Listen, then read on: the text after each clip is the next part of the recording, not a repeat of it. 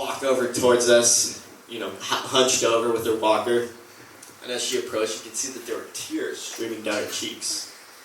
And then when she got right up to us, she looked up and she said, "I just want to let you guys know that my doctor told me in a few months that I'm going to be in a wheelchair." And then I saw you guys up there and I decided, I'm not going into a wheelchair. I'm going to make this my dawn wall. I was like, whoa. Like, elderly women in wheelchairs were just not the demographic I thought would be inspired.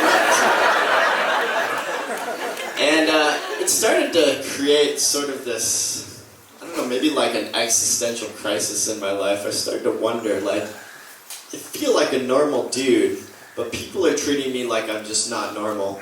Could it be that there is something different about me than other people? So I started to reflect back on my life and think about, the things I've gone through and, just who I am as a person.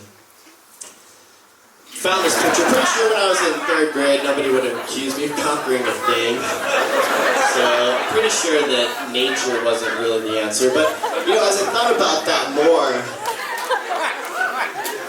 I started to think about that more, and I was like, everybody, the dawn wall almost became this testament of like setting a goal and working towards it and accomplishing something big. And so I was like, that really has been a reoccurring theme in my life as climbers. That's what we do, and I'm especially obsessed in that way. I get really focused on these goals, and so maybe there is some formula there that I've figured out.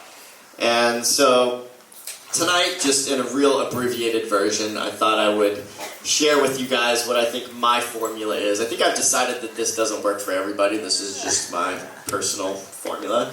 But I thought I'd just give you a brief overview, so I don't know, maybe I hope some of you guys apply it to your lives. So these are the things that worked for me to become a New York Times superstar, for better or for worse. First, yeah, that's my dad right there. So it really helped for me to have this nutty, kind of larger-than-life father. That picture was taken the same year that I was born. So growing up around that dude was pretty interesting. But the thing that was really different about my dad than most other people, besides his just magnificent looks, was that he loved the mountains. He had this, huge sense of adventure, and so as a child growing up, my idea of fun was going into the mountains and doing crazy things. Like when I was 3 years old, one of my first memories is this experience when I was 3 years old, and we had hiked a couple miles into the Colorado Rockies. We dug a snow cave, me and my sister, and we're sleeping in this blizzard. And that was his idea of what you should do with a 3-year-old. And, experiences like this one where I was, this is my 7th birthday on top of Longs Peak. This is the highest peak near my home in Colorado. All I wanted to do for my 7th birthday was climb at the top of Longs Peak. And just an hour or so after this picture was taken, we ran terrified from the top of the mountain as thunder and lightning crashed down around us. So I was really raised with this great sense of adventure.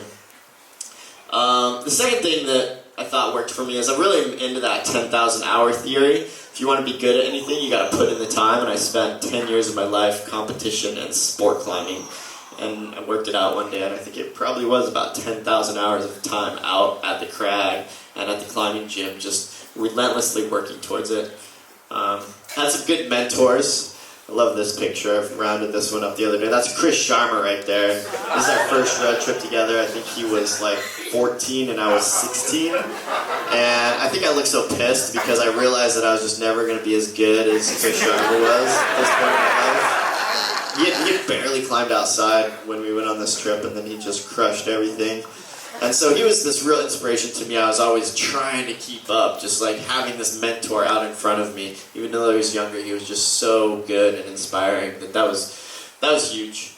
I also developed this love for scaring the crap out of myself. I don't think it's good necessarily to be adrenaline junkie, but it's great to take the occasional hit. And so, appreciating getting out and getting scared is a great thing. I had a few really, truly traumatizing events in my life. I got kidnapped in Kyrgyzstan and then subsequently chopped off my finger. And I think I realized that this idea of post-traumatic growth is pretty powerful. You have to break down the muscle in order for it to built back stronger. So sort of the rebound effect of that was huge. You can use those hard experiences in your life to kind of fuel the fire. Also, we as climbers are so lucky to practice our craft in the most amazing environments in the world. I think that's really what sets climbing apart from every other sport, is that the venues are incredible. And so my venue became El Capitan for about 10 years. And for 6 of those 10 years, the fire was fueled by fierce competition between me and these really scary German-looking dudes, the Huber brothers. And I think they were pretty intimidated because they did have some formidable competition. You know,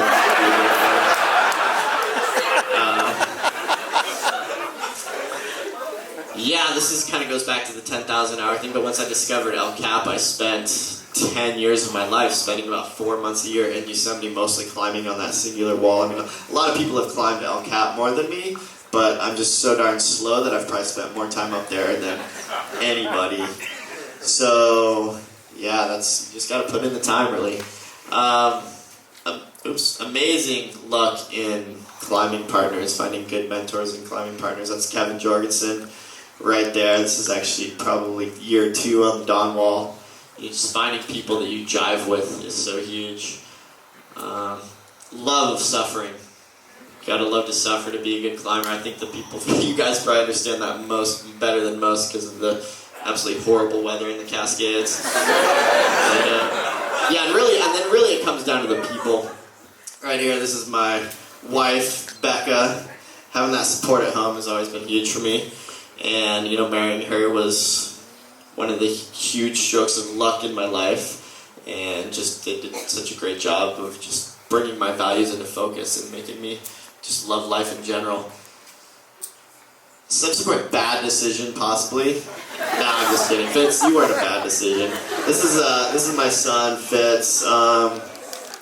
It was really kind of amazing once this guy was born. It just brought this love into my life that made me really think a lot more about how I wanted to view the world so that I could show it to him. And I realized through that climbing is just such a rad thing. And if I didn't raise him as a climber, I'd be almost doing him a disservice, because climbing is what's brought me so much joy in my life. So, and then good friends. I mean, really, at the end of the day, it's just we get to practice we get to go climbing in the most amazing environment, but even more important is the people that we hang out with, and the fact that environment brings us together in this incredible way. And so that's kind of what the film tonight is about. Yeah, this dude right here, Alex Honlove. I like to show this photo because it's quite possibly the only photo in existence where I look slightly more badass than Alex. Anyways, yeah, The Line Across the Sky is really just a bromance film. So, yeah, we got about 40-minute film, so I hope you guys enjoy it.